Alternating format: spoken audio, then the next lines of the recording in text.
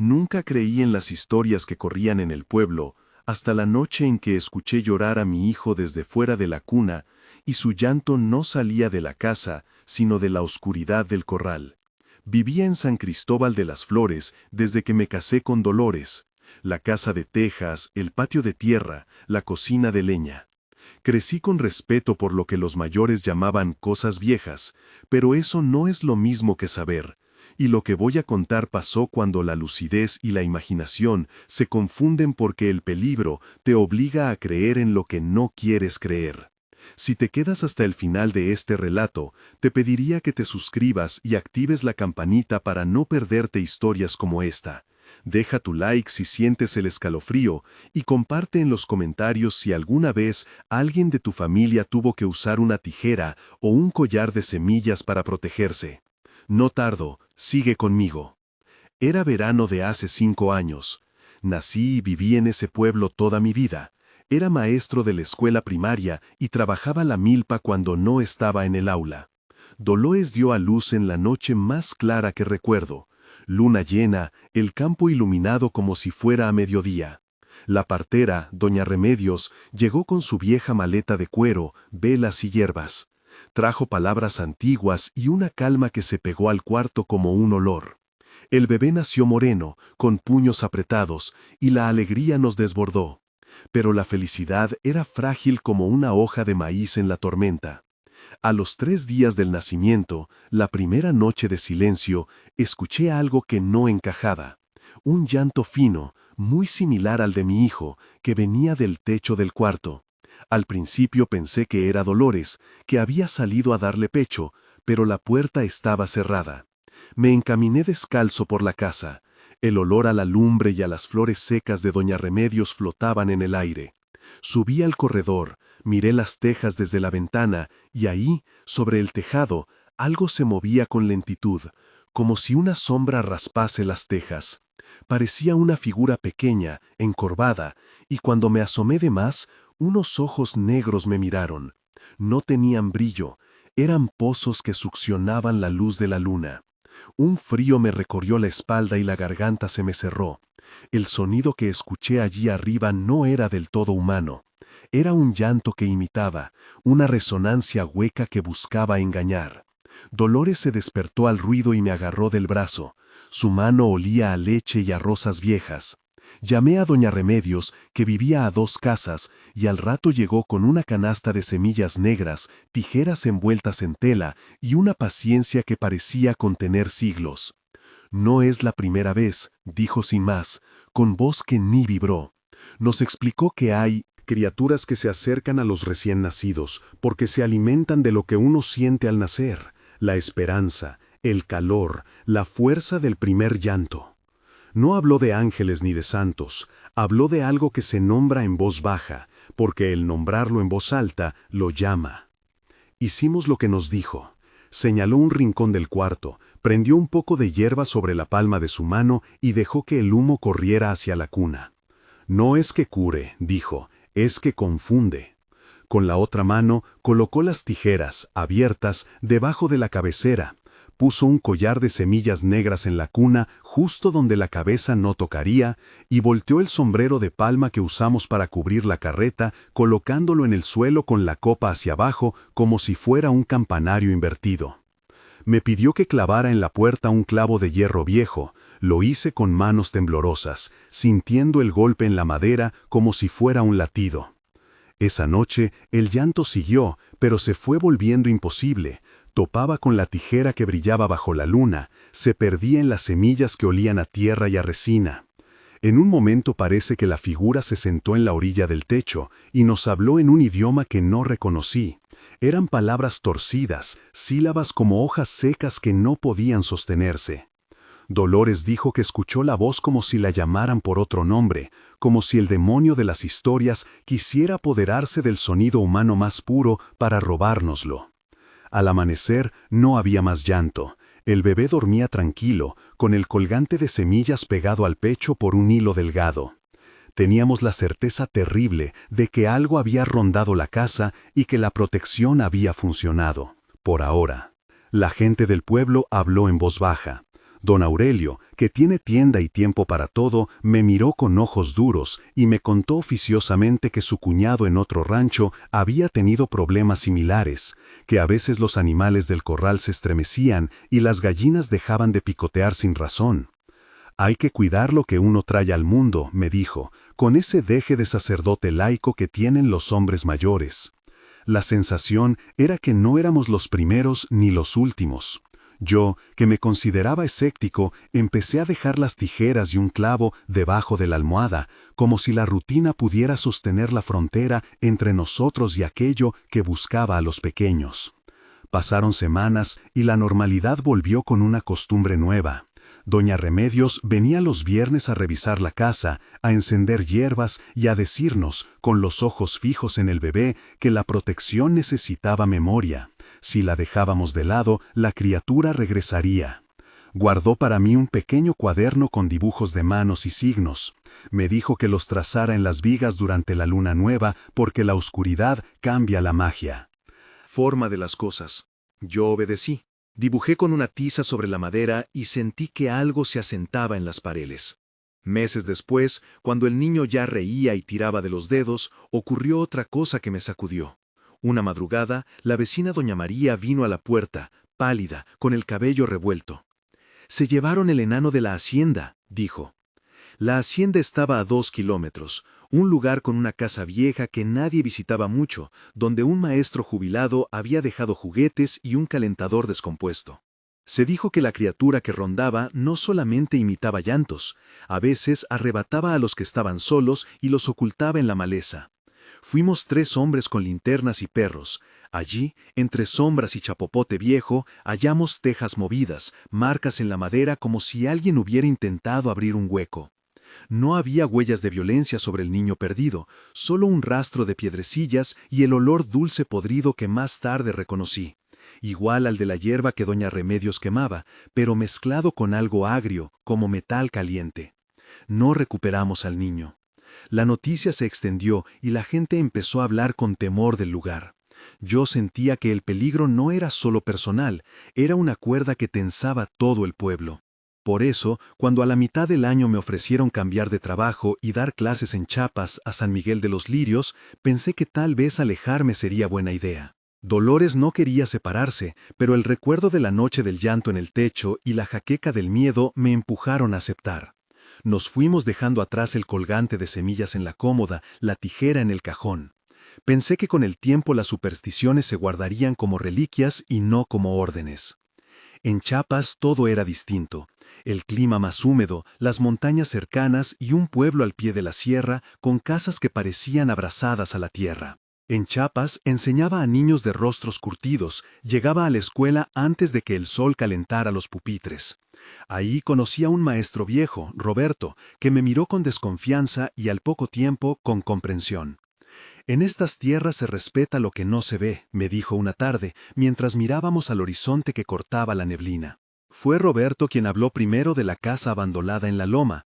Los niños contaban que por las noches se veían figuras y que a veces faltaba alguno de ellos por un rato, regresando desorientado como si la memoria se le hubiera borrado un plagio pequeño. Me ofrecí a investigar, por curiosidad profesional y por ese viejo instinto de hombre que quiere arreglar los ruidos del mundo. Caminé con Roberto hacia la loma. La casa estaba hecha de piedra y madera, las tejas caídas, una puerta entreabierta que olía a humedad y a vida marchita.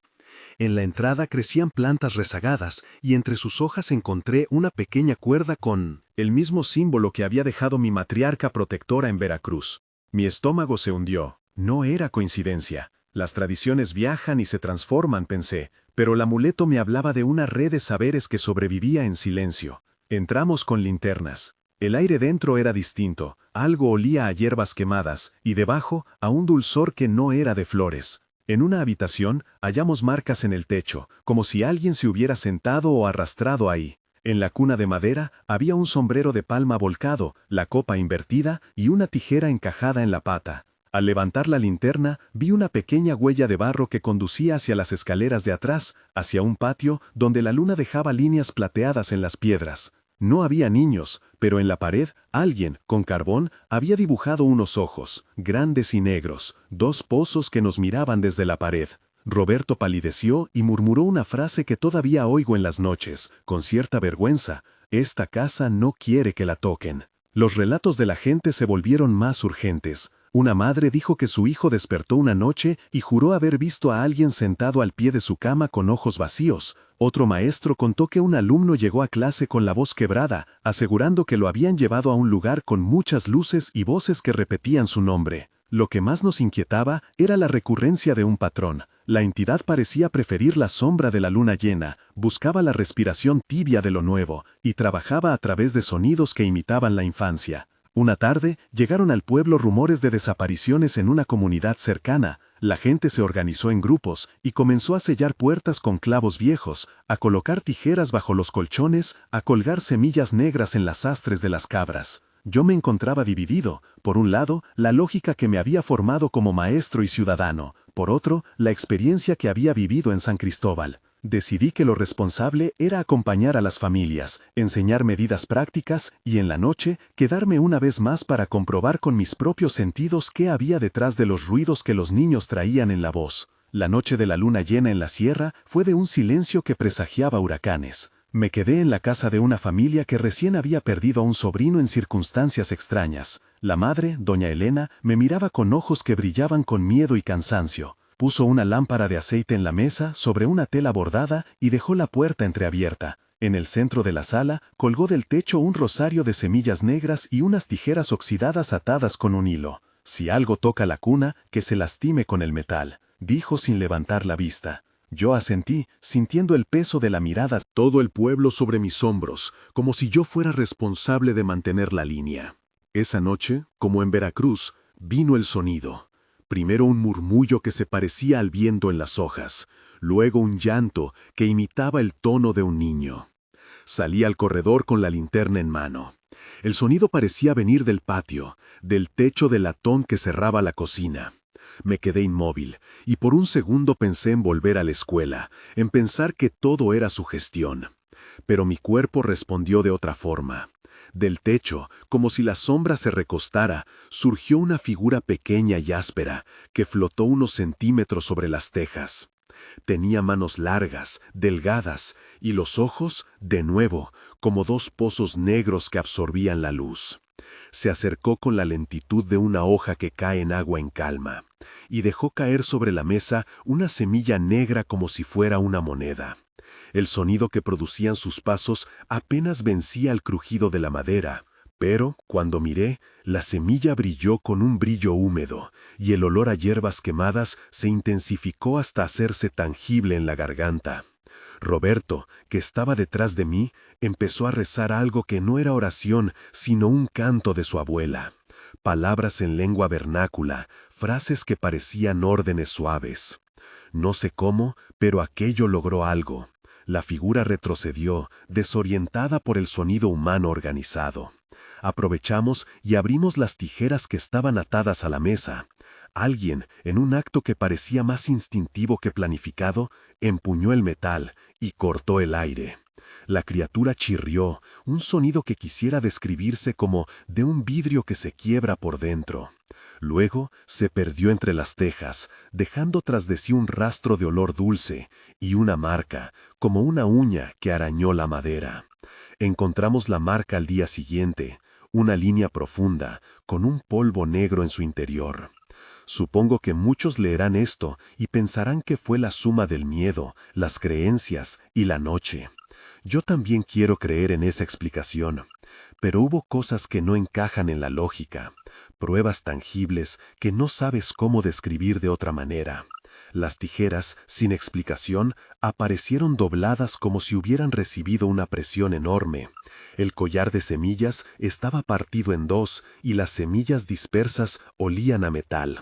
El sombrero de palma invertido, que habíamos puesto por costumbre para confundir, apareció en el suelo, levemente quemado en el borde, como si algo hubiera soplado junto a su borde y dejado la marca de un aliento caliente. Volví a San Cristóbal con la complaciente idea de que ahora, con experiencia, podría proteger mejor a mi familia. Pero la vida no es un libro de instrucciones. Las medidas funcionan y dejan de funcionar cuando alguien baja la guardia. Meses después, Dolores me fue a buscar a la escuela.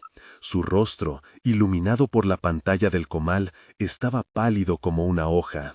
En la cuna, la sábana se había movido y la tijera que había quedado bajo la almohada apareció en el suelo, con la punta doblada hacia afuera, como si hubiera sido usada para algo distinto a cortar tela. No había señales de violencia en el bebé, pero el niño despertó sobresaltado, con las manos hendidos por el frío de la madrugada. Dolores me dijo que había escuchado la voz de alguien canturreando el nombre del niño en el patio, una voz que imitaba a la madre, pero más quebrada, como si fuera una ilusión hecha de vidrio. Lo que hicimos entonces fue lo que nos enseñó la gente vieja: no dejamos la protección a medias. Colgamos en la entrada un rosario de semillas, clavamos un hierro en la puerta principal y trazamos con carbón en la viga símbolos que doña Remedios dijo que confundían a las sombras. Sacamos del cajón la tijera que usábamos para cortar el pan y la dejamos abierta en una mesa visible. Dolores, con las manos temblorosas, colocó el sombrero de palma encima de la cuna, boca abajo, como si una vez invertido el sombrero, el mundo pudiera entender que no somos el mismo. Aquellas decisiones nos dieron noches de calma, pero también nos enseñaron que la calma era frágil. Con el tiempo, junté testimonios, relatos y marcas en las casas. Empecé a escribir en un cuaderno historias de otras sombras que buscaban el calor de los recién nacidos. Me volví más cuidadoso con lo que decía en la plaza, porque había una superstición fuerte sobre llamar la atención de las cosas con palabras en voz alta. Empecé a hablar con otros maestros, a compartir lo que había pasado en Chiapas y Veracruz, y encontré un hilo común. No era un lugar ni una familia, era algo que, en distintas formas, reaparecía donde se inauguraba la vida. No puedo decir por qué se centra en lo recién nacido, solo que hay una voracidad por la novedad, por la energía nueva que entra al mundo. La explicación racional no alcanza lo que mis oídos escucharon en noches de luna. No quiero que esto suene a aviso sensacionalista, no soy profeta ni místico, solo soy un hombre que vio ojos negros en un tejado y que por eso aprendí a no subestimar las prácticas de los viejos. Conservamos las tijeras dobladas en un cajón especial, el collar de semillas en la cómoda, donde duermen los recuerdos, y el sombrero de palma en la esquina de la sala, siempre boca abajo cuando hay luna llena. Dolores enseña ahora a nuestra pequeña a tocar la campana que usamos para llamar a la comunidad cuando algo extraño sucede. Es una costumbre que pasó de ser cuántica a cotidiana. Algunas noches, sin embargo, sigo despertando con el mismo olor a hierbas quemadas y a metal caliente, y escucho, en la profundidad de la casa, un quejido que podría ser rama o algo que se mueve en el techo. He aprendido a distinguirlo, no es el viento. Y cuando eso ocurre, me levanto despacio, tomo las tijeras y me acerco a la cuna, porque hay ritos que no se negocian. Lo que protege a una generación puede salvar a la siguiente.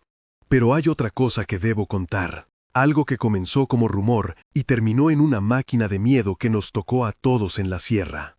Roberto, el maestro de Chiapas, encontró en la casa de la Loma un diario gastado con notas en una caligrafía pequeña y apretada. En las hojas había listas de nombres, fechas de luna y pequeños dibujos, ojos, semillas, sombreros invertidos. Lo más inquietante era una anotación que repetía una frase en distintos modos. Se alimenta de la voz. Estaba escrita como quien toma nota de una costumbre y como quien admite un peligro. Roberto lo guardó y me lo mostró una tarde, con las manos temblando. No debo conservar algo que me pertenece, dijo, pero no puedo tirarlo. Yo sentí que el cuaderno era un relicario de miedo. Al darle la vuelta a una página, encontré un dibujo que me heló. Una figura encorvada, con manos largas, y en su contorno pequeños dibujos de bebés como si fueran bocados en un plato. No puedo afirmar que aquellos dibujos describieran la verdad, pero sirvieron para unir piezas en mi cabeza.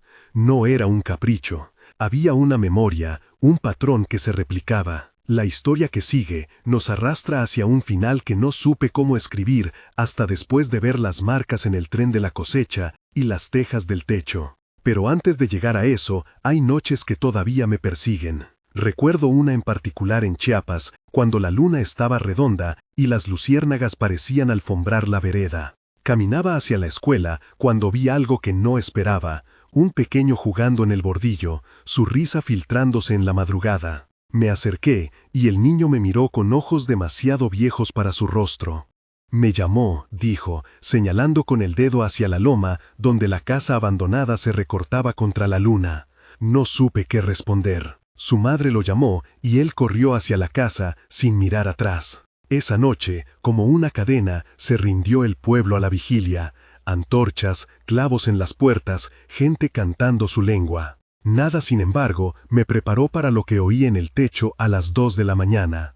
Un canto que imitaba el arrullo de madre en un tono que atravesó la madera. Alguien rompió el silencio con la tos de un hombre, y en ese preciso instante algo golpeó las tejas con fuerza, como si una mano enorme las lanzara contra la tierra. Se oyó un raspado que recorrió la casa, y luego un silencio tan denso que me pareció que todo el mundo contuvo la respiración. Después, un pequeño llanto, que no era del todo humano, bajó por la escalera. Abrimos la puerta y en el umbral vimos huellas diminutas que se perdían hacia la oscuridad del patio. Al seguirlas, hallamos una escena que no supe si describir con palabras fuertes o dejar en el hueco del silencio. Juguetes amontonados, una mecedora quieta, y en el aire la sensación clara de que alguien había pasado por allí y había tomado lo que buscaba sin violencia visible, como quien escoge una moneda brillante del suelo. Esa mañana, cuando la luz de la sierra aclaró las sombras, hallamos la prueba que nadie quería, una marca en las tejas, como si un golpe firme las hubiera abatido, y en el suelo, una semilla negra partida por la mitad. Alguien dijo, en voz baja, que la semilla estaba vacía. No sé si lo estaba, pero desde entonces supe que la amenaza no era algo que uno pudiera derrotar en una sola noche. Hay batallas que ganamos por un rato y otras que perduran en la memoria de los que quedan. Lo que aprendí finalmente es que las prácticas que nos enseñaron no son superstición por pereza, son un saber tejido con el miedo de quienes llegaron antes que nosotros. Guardé el diario de Roberto y lo llevé a San Cristóbal una semana después, donde se quedó en la cocina, entre las cucharas y los frascos. De vez en cuando lo hojeo, no para encontrar respuestas, sino para recordar lo que ya no debo olvidar. Aún hay otras historias en los labios del pueblo. Un sombrero que se voltea solo en la madrugada, un collar que se rompe sin causa aparente, un charco que huele a hierba quemada donde no había nada. Cada objeto lleva un nombre y una razón para permanecer. Yo no sé si esto te causará más miedo o más prudencia. Solo sé que, después de todo lo que vi, no hay certeza completa entre las paredes, solo costumbres, tijeras y semillas, y la decisión de no bajar la guardia cuando la luna asoma. Porque, si algo aprendí de las noches en que los ojos negros me miraron desde el tejado, es que la superstición no es un obstáculo para la vida, es a veces el último clavo que impide que la oscuridad entre del todo. Siento que aún me queda contar cómo se resolvió otra de esas noches en que la criatura casi cruzó la frontera de la casa, y cómo la comunidad en Chiapas y San Cristóbal juntaron fuerzas para mantener a salvo a los suyos. Hay testimonios que hablan de marcas permanentes en tejas y el porqué de ciertas prácticas que hoy mantengo en mi casa. Si quieres seguir sabiendo, escucha con cuidado lo que viene. No es para asustarte sin razón, sino para que guardes las tijeras donde no te dé pereza encontrarlas cuando la luna vuelva a estar llena. Convocaron a los ancianos en la plaza antes del anochecer. No fue una reunión formal. Se sentaron en banquitos, las mujeres con los rebozos recogidos y los hombres apoyados en bastones que olían a humo y a monte. Doña Eulalia trajo la caja de hojalata donde guardaba las tijeras que heredó de su madre. Había siempre, junto a las tijeras, un puñado de semillas partidas. Roberto, cuando aún venía a la comunidad, había apuntado en su diario la costumbre de partir las semillas en la cocina y esparcir la mitad por las canaletas. «Así le damos nombre al paso», murmuró la anciana, y nadie se rió. Había maneras de hablar de aquello sin nombrarlo con las palabras que lo harían real. Decíamos la visita, los ojos en el tejado, la noche que canta como madre, como quien pronuncia un refrán. Se habló de vigilar las tejas con linternas improvisadas, de clavar clavos, de colgar sombreros al revés y de dejar un plato de agua con ceniza en la puerta. El sentido de cada gesto era práctico y al mismo tiempo ritual. No se trataba de detener una bestia con fuerza, sino de recordarle que allí había gente atenta. La noche que quiero contar empezó con la luna a medias y los perros enloqueciendo en la sierra. Yo no dormí. Me senté en la cocina con el diario de Roberto abierto y la caja de doña Eulalia al lado, y escuché la casa como si fuera un cuerpo que respira. A las 11, la voz de la madre del niño que había señalado la loma llamó su nombre con la misma cadencia de siempre. No pasó nada por un largo rato. Luego, el sonido de las tejas. Pasos, lentos y como si alguien intentara no asustar a nadie. Fue un ruido húmedo, un frotar que subía y se detenía sobre la cumbrera. Salimos en grupo, sin luz más que la de las velas. La costumbre es no encender una lámpara central porque la claridad vertical tendería a descubrir lo que vagaba en los tejados. Las sombras, en cambio, confunden su paso. Nos colocamos en círculo alrededor de la casa del niño y empezamos a cantar una tonada antigua, esa que aprendimos de voces que ya no están. Las mujeres hicieron sonar las tijeras, rozando las hojas unas con otras. El metal tiene un timbre que rompe el arrullo en la noche, dijo Eulalia. Los hombres golpearon cacerolas con cucharas hasta que el sonido plegó el aire en capas.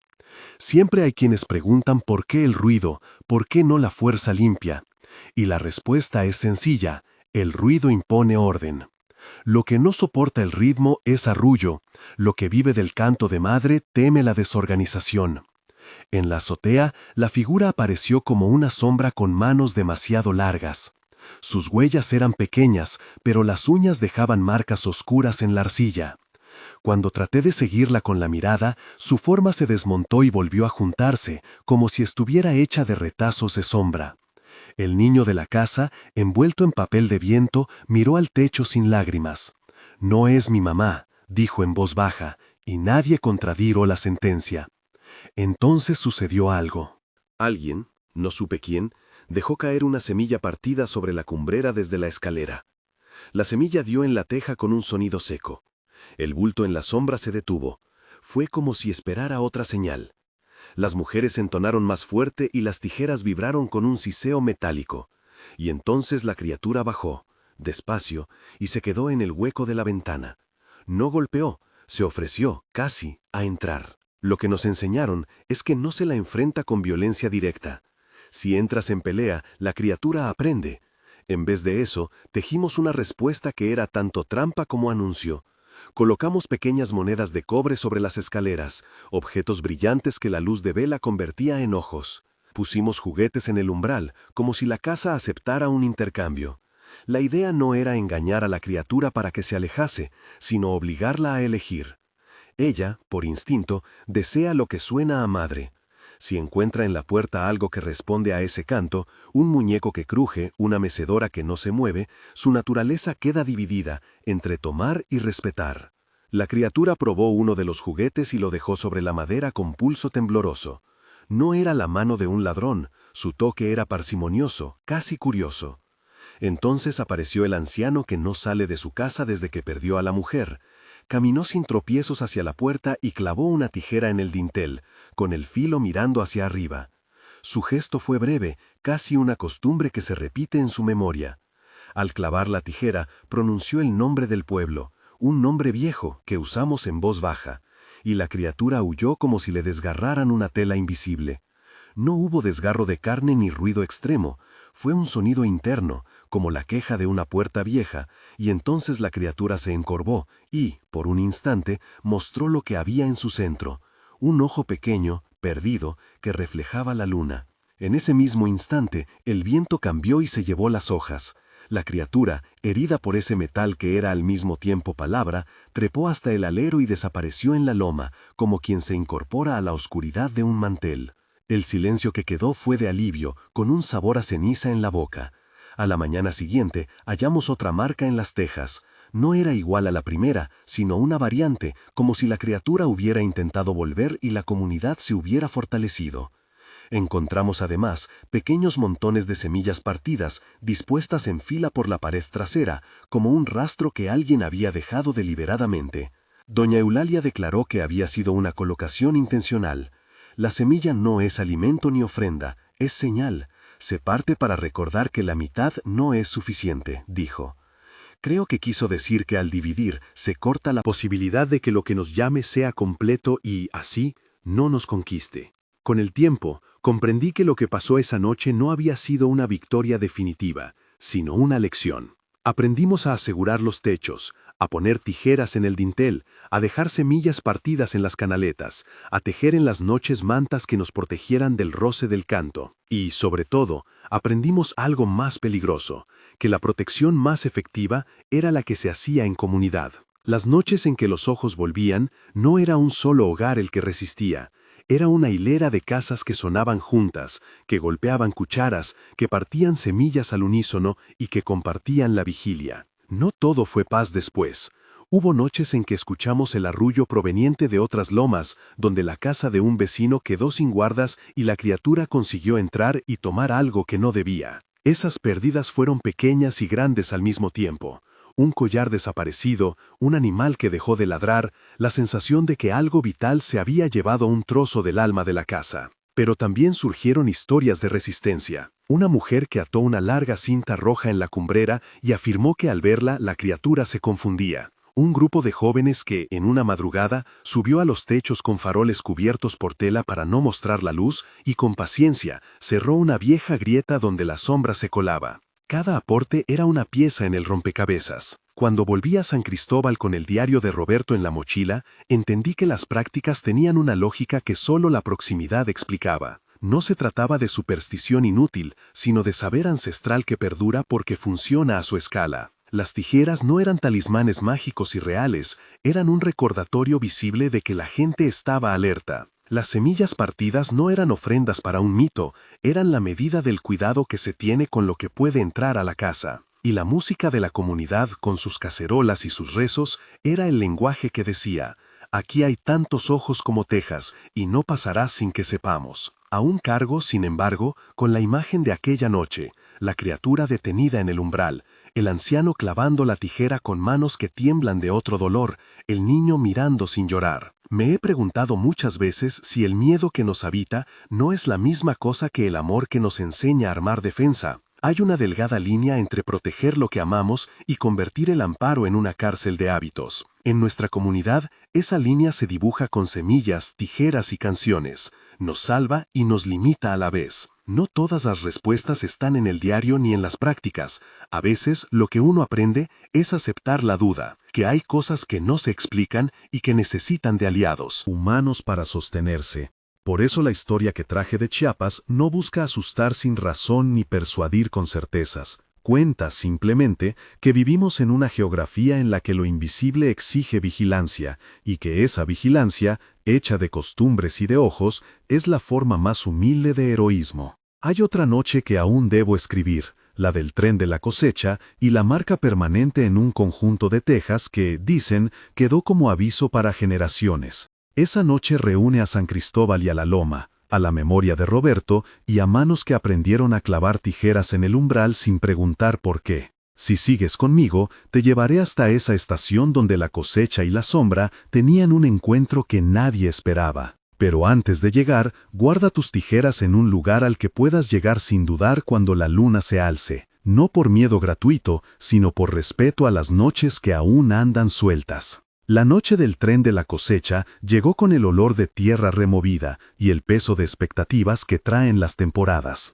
Era finales de octubre, cuando la Loma y San Cristóbal se miran como dos manos que se prestan la misma canasta. Los carros ya habían descargado granos en los corrales de los señores mayores, las redes de los tejados descansaban tensas de polvo, y en el aire había una quietud que más parecía escucha que sueño. Roberto anotó cada detalle con la precisión de quien teme olvidar lo que no debe ser olvidado. En su diario hay una hoja donde dibujó, torpemente pero con intención, la silueta de un tren al pasar, una columna de metal que corta la noche, un retumbar que pareciera querer arrancar las tejas del cielo. No era el paso del tren lo extraño, eso se repetía cada cosecha, sino una alteración en el tiempo que vino con ese convoy. Un silencio que siguió al ruido, como si algo tomara un aliento muy hondo y esperara. La estación de Rieles, vieja y desapintada, quedaba a media legua entre los dos poblados. Era un lugar que solía servir para intercambio de semillas, conversaciones apresuradas y a veces para despedidas largas. Aquella noche llamó la atención la presencia de más faroles de los habituales. Había hombres y mujeres que no se conocían entre sí, atados por la noticia que corría, que algo había descendido del último vagón y se había quedado en la cola, marcando las tejas de la estación con un rastro húmedo y frío. Primero fue la vieja María la que lo vio. Ella volvía de la milpa con una sábana doblada al hombro, y dijo, con voz que no quiso espantar, que había sentido un roce en los pies al cruzar la vía, como si el tren hubiera dejado una mano en la tierra. Luego vinieron otros comentarios, un gallo que no cantó, una ventana que se empañó por dentro sin que nadie soplara, una sombra que se quedó más tiempo que la luz.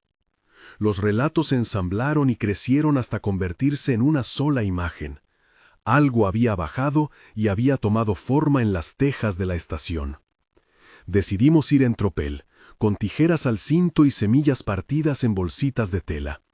Lo hicimos porque ya no sabíamos si era miedo o costumbre lo que nos empujaba, porque las prácticas, como dijo doña Eulalia, se parten para que no nos falte nada entero cuando venga lo que viene. Subimos en fila por el sendero entre nopales y pastizales, y la noche nos recibió con un viento que traía calor de fogón y un olor a metal viejo. Al llegar, el tren había terminado su paso. Los últimos vagones reposaban como cuerpos cansados, humeando un aliento largo sobre la vía. La estación estaba en silencio, solo se oía el tintinear de una campana que colgaba torcida y el chasquido de la hierba bajo nuestros pies. En las tejas del andén, sin embargo, había una marca clara, una franja oscura, como si alguien hubiese pasado con la mano enredada en arcilla mojada. La marca no era profunda, pero tenía una consistencia que la hacía extrañamente persistente. Al tocarla, las manos volvían con el polvo frío y pegajoso, y un paso atrás. Nadie sabía nombrarla bien. Roberto se quedó cerca de esa franja, tomando notas en voz baja. Sus ojos eran dos pozos de luz contenida. «No es quemadura», murmuró, «no es suciedad común». La gente circundó, y sin pedir permiso, doña Eulalia puso 3 semillas partidas sobre la marca. Las dejó ahí, con el gesto recogido de quien deposita algo en una tumba que no quiere nombrar. «Que sepa», dijo, «que aquí hay vida y que no se la comerán sin avisar». Mientras tanto, en la cola del tren se escuchó un ruido como de tela que se estira. De pronto, del último vagón se desprendió un aliento que no era vapor ni humo, sino un sonido que descendió casi en la materia. Una especie de canto agudo, más viejo que las voces que lo oían. Quienes estaban más cerca sintieron una inclinación del cuerpo, como si la canción buscara abrir una puerta en la costilla. Un par de chicos, atrevidos por la noche, llevaron sus manos al oído y quedaron quietos, con la mirada descentrada. Fue entonces que la comunidad actuó como aprendió. Un golpe de cacerolas comenzó, primero tímido, luego firme. Alguien tomó una pequeña manta y la agitó sobre la marca. 2 hombres con faroles hicieron un cerco que no dejaba pasar el aire por abajo. Las tijeras aparecieron de todos los bolsillos, colgadas del cuello, en la cintura, sobre una tablita a modo de altar improvisado. Se clavaron en el dintel del andén como clavos de aviso, y una niña, que siempre fue la más valiente para decir lo que no se debe callar, partió una semilla en 3 y la lanzó al borde de la franja. El sonido del tren se disipó, la canción menguó, y por un momento el mundo quedó con la respiración suspendida. Pero la noche no se dio sin dar su parte. Cuando fuimos a chequear las casas del pueblo después del primer ataque, hallamos una teja partida en diagonal sobre la cumbrera de la casa del encargado del almacén. No era una fisura normal. La teja tenía un surco que parecía trazado por una garra que se había detenido en medio del golpe. Al día siguiente, al levantar la teja para comprobar el daño, vimos que la madera bajo ella llevaba una marca que se repetía, un signo en forma de zigzag, como una costura abierta. La gente dijo que era aviso, otros dijeron que era huella. Roberto lo anotó todo en su diario, con una calma que a veces asustaba. La leyenda empezó a formarse en la borda del fuego, que la criatura había aprendido a usar las rutas del hombre, que la cosecha, al moverse, le ofrecía un paso sin despertar las defensas. No es extraño que surja esa idea. Los seres que se alimentan de lo invisible, si acaso existen, necesitan de las rendijas que la gente deja en su prisa. El tren, herramienta del trabajo, se volvió entonces puente entre orillas donde no hay ojos. Y como toda criatura que aprende un truco, regresó. Esa madrugada soportamos 3 pasadas más. La primera tomó una gallina del corral de la casa de Pedro sin que nadie la oyera. La segunda dejó, sobre la vereda, un peine sin dientes y una moneda sin brillo. La tercera, la más ruin, dejó una mancha en las tejas de la casa de la maestra, una sombra que al mirarla con la luz parecía moverse como un animal pequeño. Fue la primera vez que alguien lloró a voz alta. La maestra no por la pérdida, que era poca, sino por la sensación de que algo había tocado la casa donde enseñaba a los niños a nombrar las letras. Al amanecer, montamos una guardia extendida hacia la loma. Allí, en la cima, encontramos un conjunto de tejas que contaban otra historia. Varias estaban raspadas formando un motivo que a primera vista pareció grotesco, pero que luego los mayores reconocieron como una señal de advertencia usada por ancestros en tiempos de sequía. No era algo nuevo, era memoria tallada en barro. Al mirar de cerca, Roberto señaló que algunas de las marcas parecían haber sido hechas por herramientas humanas, otras no.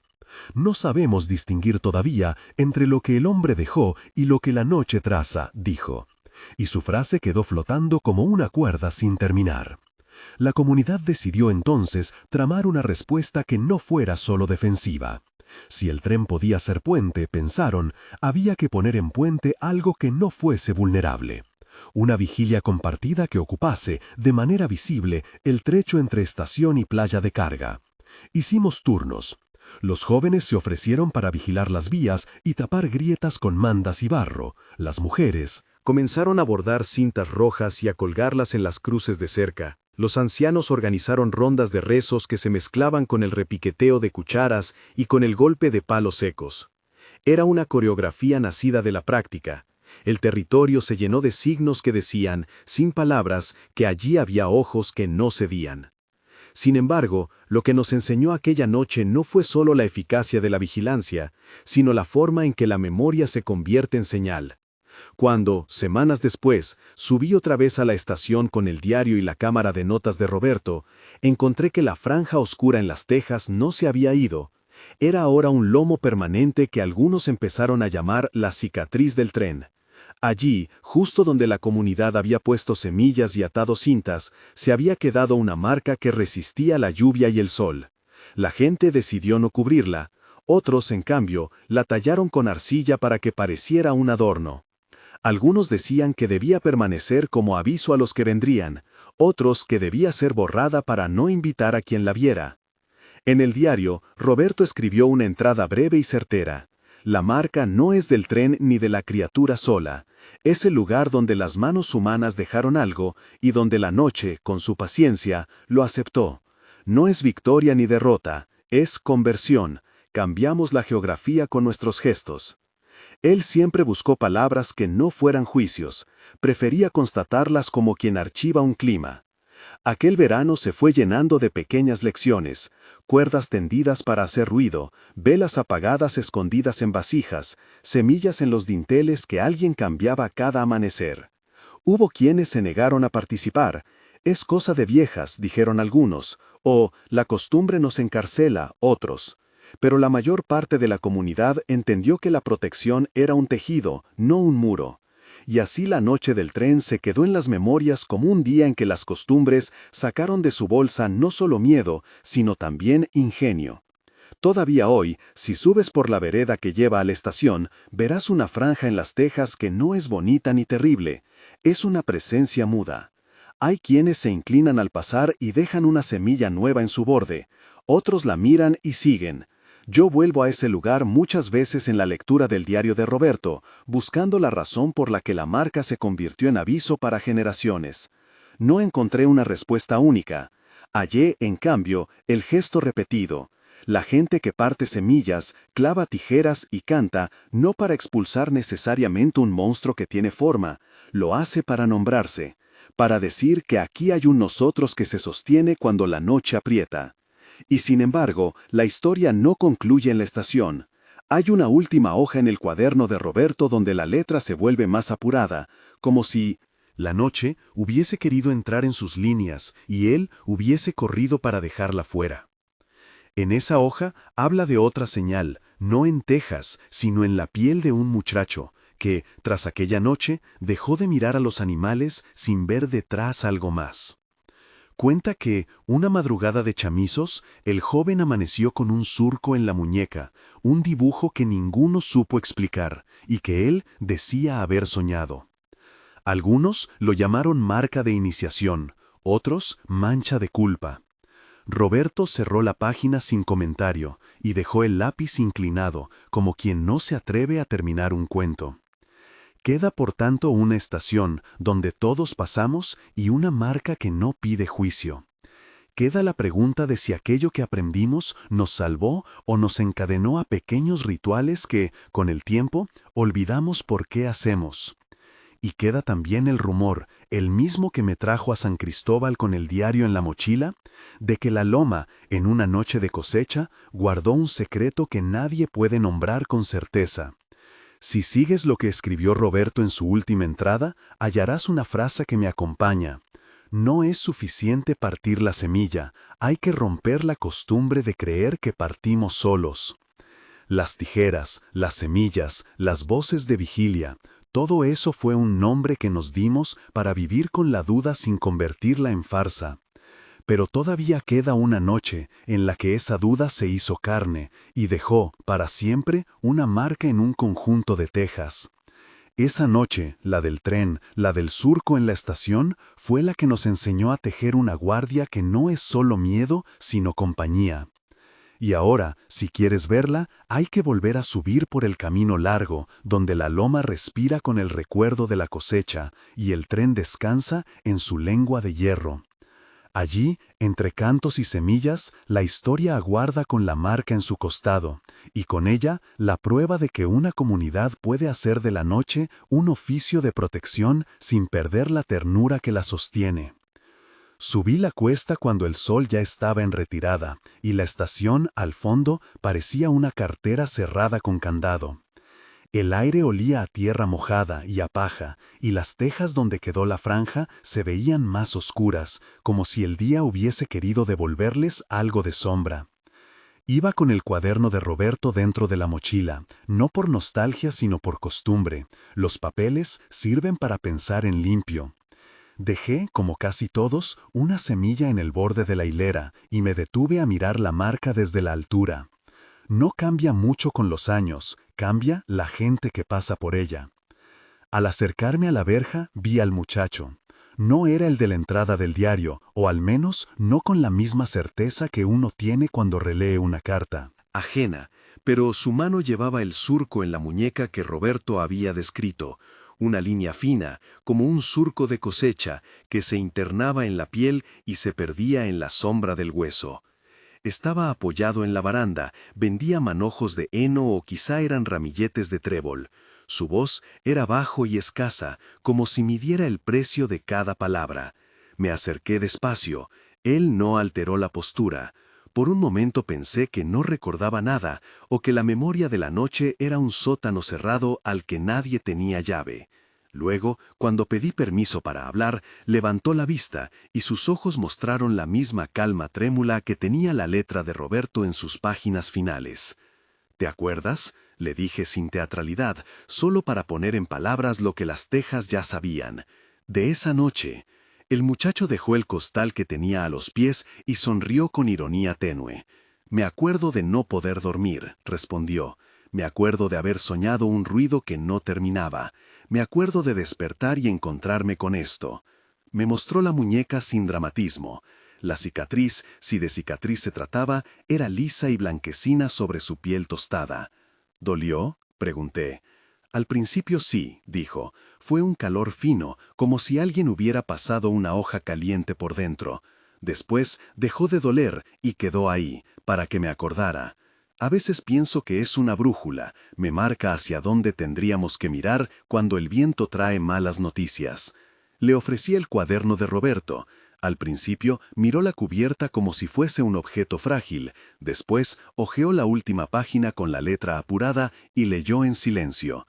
No dijo nada sobre las líneas, pero asintió varias veces con la cabeza, como si las palabras de otro lo hubieran tomado por detrás y lo hubieran guiado. Mi abuela, confesó entonces, decía que las marcas no son de la noche ni del tren, son de las manos que quedan pendientes. Decía que a veces la gente piensa que los ritos alejan a la muerte, pero lo que hacen es poner manos donde antes había nada. Pensé en las tijeras clavadas en los dinteles, en las cuerdas que crujían cuando el viento pasaba, en las voces que despertaban la madrugada. No era tanto la creencia en un enemigo visible, cuanto la disciplina de estar despiertos juntos. La marca en la muñeca podía leerse, tal vez, como un recordatorio de vigilia. ¿Te han dicho algo los mayores?, pregunté. ¿Qué es iniciación, culpa? Dijeron de todo, dijo. Algunos me miraban con lástima, otros se sacaban la boina como quien se inclina ante el sagrado. Mi madre me dijo que la limpiara con sal, la abuela me dijo que la curara con talismán. Yo hice lo que pude, dejé que la línea se quedara y aprendí a no esconder la mano.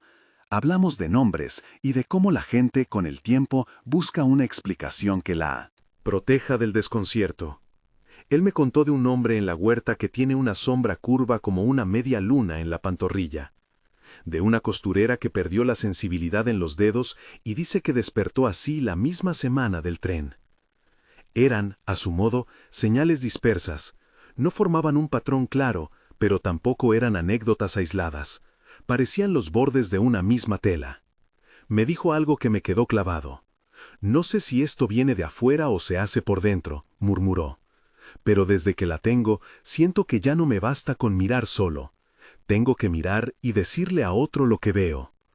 Dejé al muchacho en el andén y seguí hasta la loma. La cosecha había terminado, pero no la ceremonia. En la falda, a media luz, algunas casas tenían faroles y, de vez en cuando, el murmullo de voces que probaban canciones viejas. No era un encuentro solemne. Era la repetición de un oficio que, con los años, había asumido también el tono de una festividad menor. En la plaza, junto al molino, me topé con la mujer que había sido antes reportera del pueblo y ahora bordaba mapas en una sábana grande. Tenía las manos llenas de hilos y un gesto para ordenar cada dejilla. Le pregunté por el chico de la muñeca y por otros que hubiesen aparecido con marcas similares. Vienen y se van, dijo, sin levantar la vista del tejido. Algunos se quedan con la marca, otros la olvidan cuando se mudan a la ciudad. Las cosas que quedan en la piel no siempre quedan en la memoria. La miré, y por un instante la plaza pareció un cuaderno abierto, donde cada persona era una entrada. En ese tejido común hallé la respuesta parcial. La marca era menos un signo de pertenencia exclusiva que una manera de nombrar la continuidad. Alguien marca la piel, otro marca la casa, otro marca la costumbre. Entre todos se hace un mapa que no sirve para llegar a un lugar, sino para permanecer el uno junto al otro. Esa noche, cuando la luna llegó a su sitio, bajé de nuevo a la estación. No había rastro del tren, si alguna vez hubo uno que no fuese recuerdo, pero sí quedó la sensación de que algo había pasado y continuaba pasando. No se trataba de probar la existencia de una criatura, sino de aprender a convivir con la pregunta sin necesidad de convertirla en dogma. Recordé la frase de Roberto, aquella que había subrayado tantas veces en mi lectura. No es suficiente partir la semilla, hay que romper la costumbre de creer que partimos solos. Al pensarla, sentí que la marca en la muñeca del muchacho y la franja en las tejas eran en el fondo la misma lección. El gesto de cuidar es también el gesto de nombrar al otro dentro del propio cuerpo. Aprendimos a tejer una guardia que no es pura defensa, sino compañía. Antes de marcharme, coloqué otra semilla en la rueda de hierro que hace de monumento a los días en que la estación olía a carbón. La dejé con la sensación de que no cambiaba el mundo, pero sí mi forma de mirar. Luego abrí el cuaderno de Roberto y escribí sin pretensiones. La marca no pide explicación, pide compañía. Cerré la tapa, guardé el lápiz bajo la lengua del bolsillo y caminé hacia la cuesta. Al alcanzar la loma, escuché un canto que venía de lejos, algo así como una balada de cosecha que hablaba de manos y de panes compartidos. La estuve siguiendo un rato, hasta perder la línea, como quien sigue un hilo que no quiere atarse a nada concreto. Y en algún lugar entre los tonos fríos del aire y la calidez de las voces, comprendí que la historia del surco en la muñeca no necesitaba un cierre magistral. Su poder estaba en la repetición. Es posible que, con los años, las tijeras en los dinteles se vuelvan recuerdo y las semillas queden en un cajón. Es posible que la franja en las tejas se borre y que la piel se regenere hasta no dejar más que una pálida sombra. Pero también es posible, y más verdadero para mí, que la esencia de aquello que aprendimos se transmita por otros modos, por canciones a la madrugada, por manos que se encuentran cuando el viento trae malas noticias, por gente que decide bajar al andén y dejar una semilla, aunque no sepa exactamente por qué. Regresé al pueblo por el camino largo, el mismo que respira con la memoria de la cosecha. El aire era más frío, y en la orilla del sendero vi un grupo de muchachas que discutían sobre qué llevar al oficio de la noche. Una de ellas me mostró la muñeca sin vergüenza, no para impresionar, sino para compartir. Tenía una sombra clara, apenas perceptible, y sonreía cuando me explicó que la abuela le había entregado una tijera pequeña para clavar en la puerta. Me ofreció una semilla de trigo y me dijo, «Lo hacemos para acordarnos de que no estamos solos». Tomé la semilla y la guardé en el bolsillo. Al caminar, la llevé en la palma de la mano hasta que la escondí junto a otras, como quien junta piezas pequeñas para un mosaico. Me acompañó la sensación de que las marcas, en las manos, en la piel, en las tejas, son actos de memoria y no lugares de sentencia. Al llegar a casa, dejé el cuaderno de Roberto sobre la mesa y me senté junto a la ventana. Afuera se escuchaba el rumor de algún perro y la respiración lenta de la noche. Pensé en la loma, en el tren que descansa en su lengua de hierro, sea realidad o rumor, en la interminable escuela de pequeños rituales que la gente inventa para soportar el vacío. Pensé también que la marca no es solamente señal de un posible encuentro con lo extraño, a veces es la manera que encuentra la comunidad para recordarse viva. Esa página última del diario seguirá allí, con la letra apurada y el lápiz inclinado, como testigo. Pero la vida no ha de depender únicamente de los apuntes de un observador. Las marcas que el pueblo se ha dado circulan entre la gente, se transforman, se pierden, reaparecen. Y en ese ir y venir está la lección.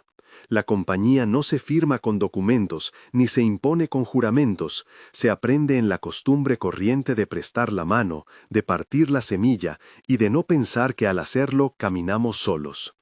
Esa certeza no deshace la extrañeza, ni la llena de explicaciones tranquilizadoras.